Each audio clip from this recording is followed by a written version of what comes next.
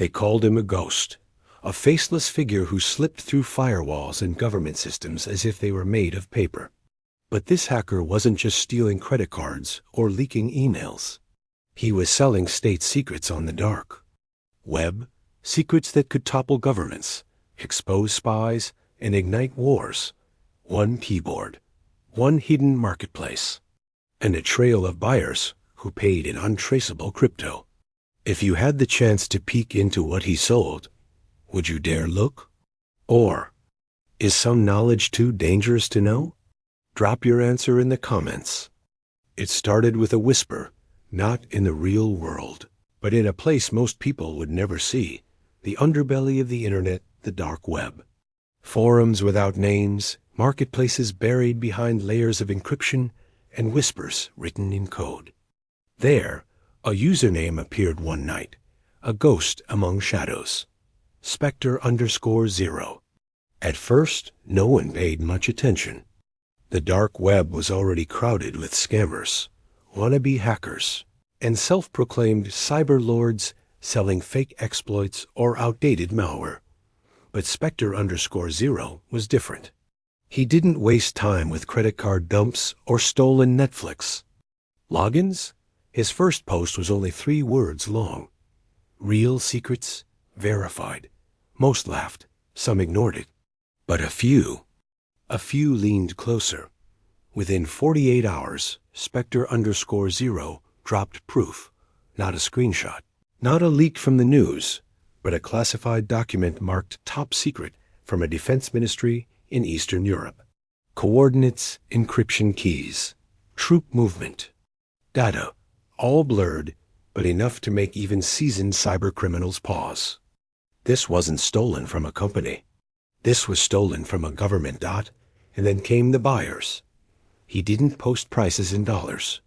Everything was denominated in Bitcoin and Monero, currencies untraceable to banks or states. One transaction equaled a fortune, enough to buy a house in cash. And yet, the payments flowed in as if they were nothing more than lunch money. Spectre_0 was selling knowledge, and knowledge was the most valuable weapon of all. But who was he? Rumors spread. Some said he was a former intelligence officer turned rogue. Others believed he was a young prodigy, someone who had stumbled into the wrong server one night and realized he could play nations against each other. A few whispered he wasn't even one person at all, but a collective hidden behind one name. Still, every trail led back to the same thing. Nothing. He left no fingerprints. His code carried no typos. His time zones were scrambled by layers of misdirection. The only clue was the signature he left at the end of every transaction. A digital ghost mark. :0. The first real panic didn't start until 6 months later. It was a rainy Tuesday in Washington, D.C., when a senator received a private, encrypted file from an unknown source. Inside, he found the contents of classified diplomatic cables, messages that only a handful of state officials should have had access to. The emails referenced upcoming negotiations with a foreign superpower, ones that could tilt the balance of trade and military alignment. But how had these ended up in his inbox?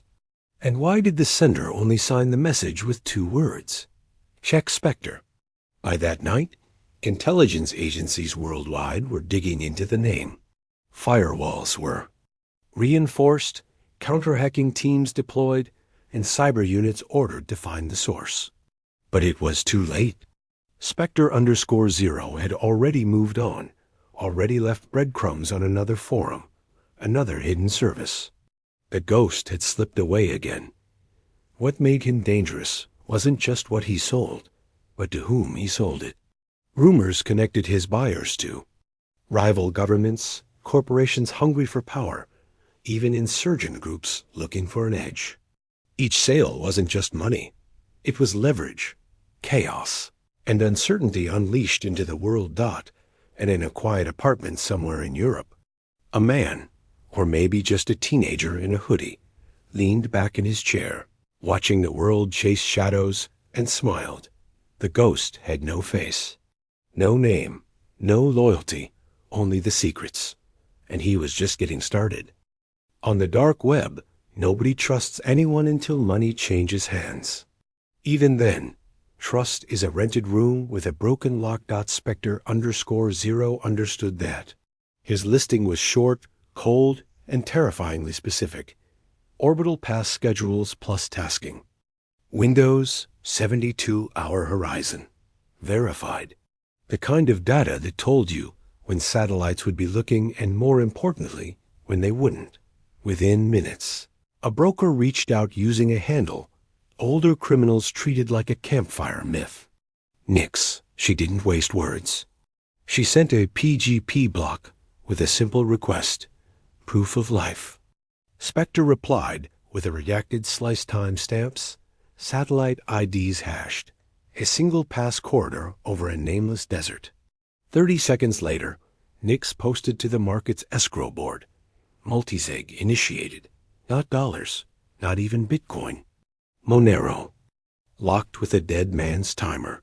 If Spectre vanished, the funds would atomized across charity wallets and tumblers.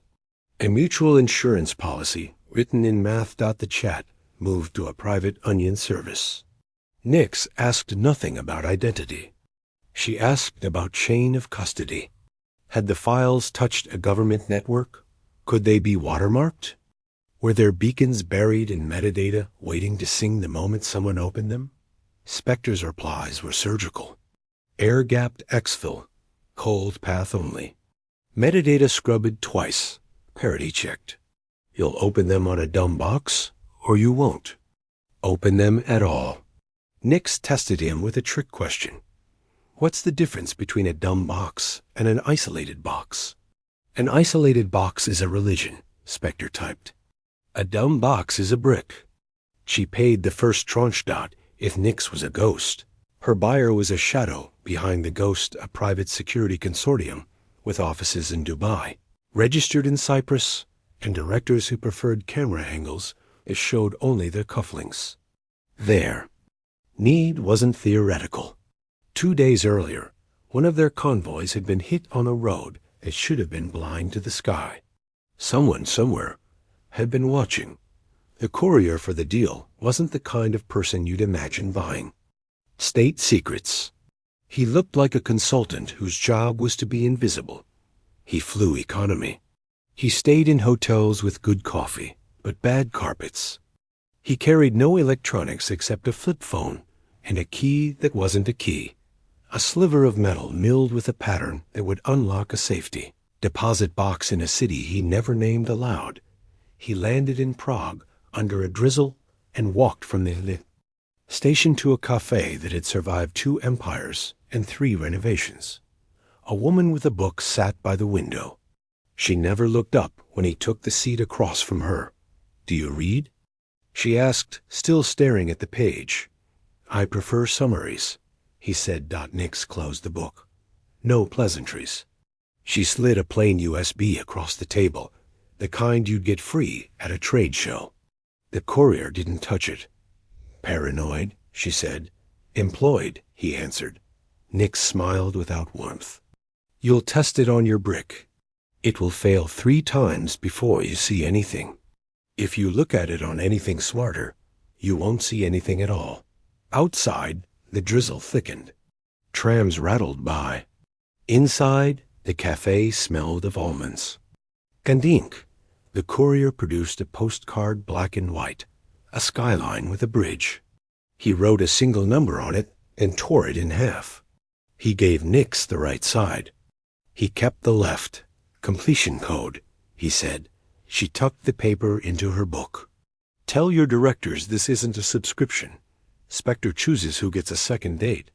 "Are we worthy?" he asked, deadpan. "That depends on whether—" "You leak," she said. "Spectre hates newspapers." They left by different doors.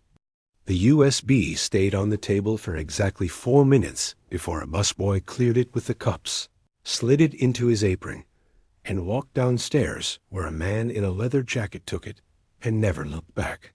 The courier would receive a different USB from a different pocket in a different city. Nix never moved product in straight lines. Across the river, in a rented room with peeling paint, a dumb box hummed to life. The courier watched a gray screen blink, fail once, fail twice, and then bloom with tables, maps, and numbers that made his mouth go dry. Tasking windows, sensor cones, blind spots stitched together like a surgeon's diagram. He called no one. He shut the lid. He waited. At midnight, a message arrived on the flip phone. We were watched. The convoy hit 2 days earlier hadn't been bad luck. It had been choreography. He sent the completion code. In a city he wouldn't visit, an escrow script released the funds. Somewhere else, a faucet of Monero opened into a wallet that would split itself like mercury and never look whole again. Spectre posted a new listing the next morning. 2-week horizon. Tier 1 assets only. The market erupted. Copycats sprang up, claiming ties, selling junk. Nix quietly burned 3 of them in a single weekend, outing them as fakes with a forensic thread that read like poetry to the right eyes. It wasn't altruism. It was quality control. If Spectre's marketplace turned into a carnival, the money would leave, and somewhere behind the listings and escrow screens, a team in an unmarked government room watched Spectre's signature. 0 flicker. Like a heartbeat. They didn't know who Spectre was. They didn't know where Nix slept. But they knew one thing now with grim certainty. The first buyer hadn't been a one-off. It had been proof of concept for a business model that could unmake the distance between secrets and cash. Leaks on the dark web are like blood in the water-hungry people swarm, but only a few survive. When Spectre_0 posted his next drop, it wasn't through Nix. It wasn't even for sale. It appeared suddenly on an onion board known for chaos. File dumps, phishing kits, ransom notes, and the occasional manifesto. The thread title was blunt. For free. Tactical Overwatch data. The file was encrypted, but accompanied by screenshots, enough to suggest real coordinates, timestamps, and something no one had seen in a public leak before. Sensor calibration codes. That meant not just knowing when satellites looked down, but how sharp their eyes would be when they did. Within hours, the file spread across mirrors. Some called it fake, others swore it was real, and a few reckless ones tried to break the encryption. Most failed. One didn't. A user named Mirrorfog claimed to have decrypted the dump. They posted fragments, a map of northern Syria, annotated with routes and staging points. Another, sensor values matching an orbit schedule. It looked devastating. It looked true. Governments noticed. Analysts flooded secure chat rooms. If Spectre had gone rogue, this wasn't just commerce anymore. It was war by USB. But something didn't sit right with Nix. She'd seen Spectre's work. Clean, precise, unemotional. This dump felt performative. Too much glitter on the bait. She messaged Spectre directly on their hidden channel. "What game are you playing?" His reply was a single line. "Not mine." That was enough. She started pulling the threads. The decrypted fragments shared by Mirrorfog contained hidden tags, faint but deliberate. They weren't Spectre style. They were the style of Langley. Watermarks disguised as telemetry errors, invisible too. Amateurs, but screaming to trained eyes. Honey trap. The free leak was bait. Not to catch buyers, but to catch Spectre. The trap worked almost too well. Within a day, one of Spectre's rivals, a mid-tier exfiltrator, using the handle Krakenroot, downloaded the files, decrypted them with Mirrorfog's guidance, and tried to resell them on a marketplace Spectre had blacklisted. Krakenroots. Thread lasted exactly 9 minutes before his account vanished. His servers were burned. His PGP key was compromised. A week later, a rumor spread that he'd been lifted in Istanbul, dragged into a van that wasn't marked, but didn't need to be. Spectre, watching from the shadows, saw the pattern. This wasn't about silencing one competitor. It was a message. The agencies were adapting, turning his own ecosystem against him. But the message cut both ways. Buyers saw Crockenroots fall as proof. Only Spectre's data was clean. If you wanted secrets that wouldn't turn into a knock at your door, you went through him. His reputation, paradoxically, grew. Nix warned him. They'll escalate. You've rattled their cages. Spectre replied with something she hadn't seen before. Hesitation, not fear calculation. He'd built his empire on control, but now the board was tilting. Then came the second strike. A journalist London-based, known for covering leaks, received an anonymous tip. Dark web seller flooding conflict zone with satellite data. Civilian lives at risk. Attached was the very same leak that had burned Crockenroot. The journalist ran with it. The headline screamed across feeds. Dark web hacker fuels battlefield with stolen satellite secrets. The story went viral. Politicians called for crackdowns. Analysts filled airwaves with jargon. And Spectre's pseudonym, carefully hidden, until now appeared in print. Not his real name, but Spectre_0 was now infamous outside the dark web. It was a frame job. He hadn't touched that dump. But now the world thought he had. For the first time, Spectre wasn't just a ghost in the network. He was a villain in public imagination. And villains attract hunters. That night, in a safe house 2 continents away, Nix flipped through the newsfeed and whispered to no one. They don't just want him gone. They want him erased. In his own corner of the net, Spectre wrote anew. Post 3 words only.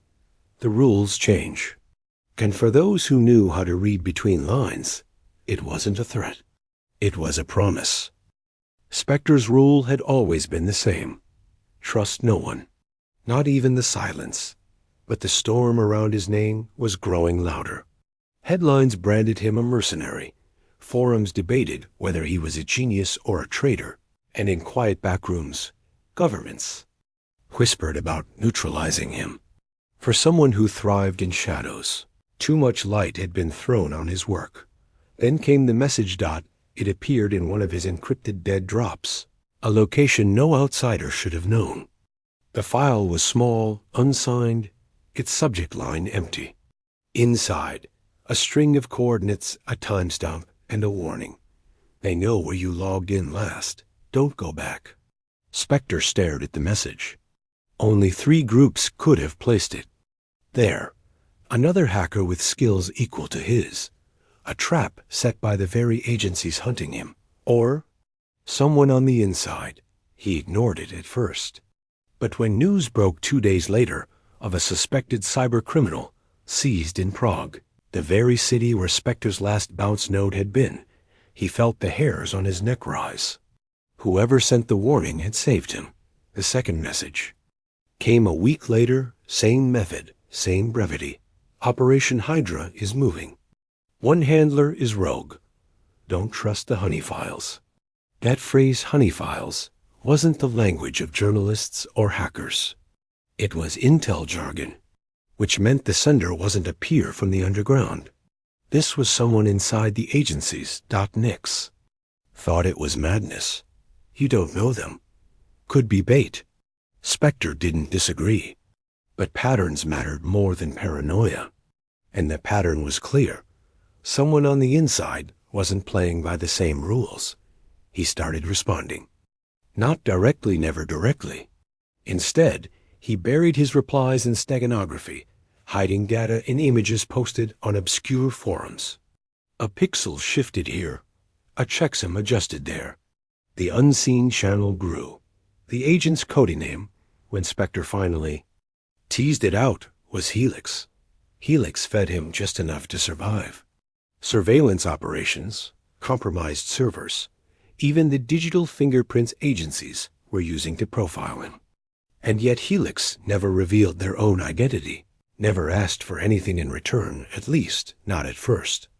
What Helix did reveal, though, chilled Spectre. He wasn't the only target. The agencies weren't just after Spectre_0. They were mapping his entire ecosystem. Buyers, rivals, neutral intermediaries. They wanted to burn the whole marketplace down, not just its most notorious seller. The plan had a name. Firewall Eclipse. It was global, coordinated, and closer to execution than anyone suspected. Nix read the intel and cursed under her breath. If they launch Eclipse, the dark web won't just go quiet. It'll go extinct. Spectre considered the risk. He'd built his empire on information, but this wasn't just business anymore. If Eclipse succeeded, whole networks would collapse. Identities burned. Lives destroyed. That's when Helix finally asked for something. A file. Not data Spectre owned, but data only he could reach. Buried deep in a forgotten NATO relay, encrypted with outdated ciphers, was a list of backdoor access points. The same ones Eclipse planned to exploit. Spectre understood the stakes. Handing that file to Helix would mean interfering with a military-grade operation. Crossing a line even he had avoided. Why trust you? He encoded back. The reply came fast. Because if Eclipse fires, you don't walk away. Neither do I.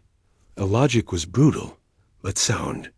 Helix wasn't his ally out of goodwill. They were protecting themselves too. So Spectre broke his own rule. He went after the file. The relay was buried under layers of digital rot protocols. No one had touched in a decade, servers limping along like forgotten ghosts of the Cold War. Breaking in was almost easy, which made it terrifying. If he could reach it, so could the hunters. Inside, he found the file. A simple .txt, no more than a few kilobytes. Plain text, plain names. Doors into systems no one should control. He sent it. Not to Nix, not to a buyer, not even to stash away. For leverage. He sent it to Helix, and for the first time in years, Spectre felt the cold edge of vulnerability. He had put his survival in someone else's hands. Spectre waited. Not for the money, not for the usual handshake of encrypted wallets and silent transfers. He waited for the answer. Helix had the file. If it was real, and Spectre knew it was the most dangerous package he'd ever moved.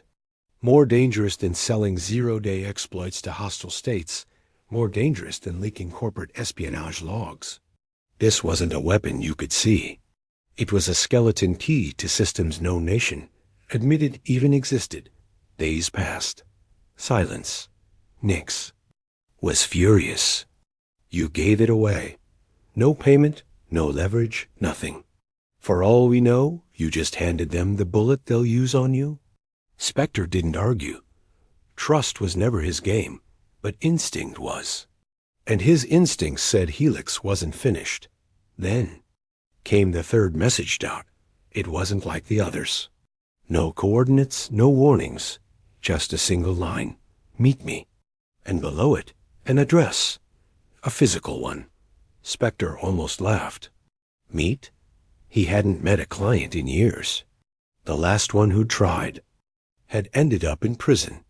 And yet the pull was irresistible. Whoever Helix was, they weren't just another ghost in the machine. They were making this personal.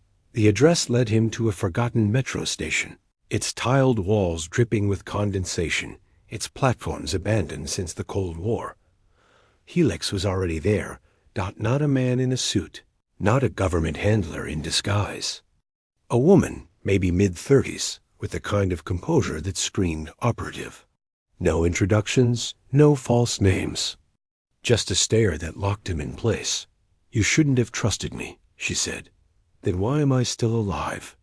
Spectre replied, her lips almost curled into a smile. Because you did the one thing no one else would have. You gave it away. That file wasn't a test of skill. It was a test of loyalty. Spectre frowned. To who? You? No, she said. To the game itself, she explained. Helix wasn't rogue, not exactly. She was part of Eclipse, but disillusioned. They weren't just trying to burn networks.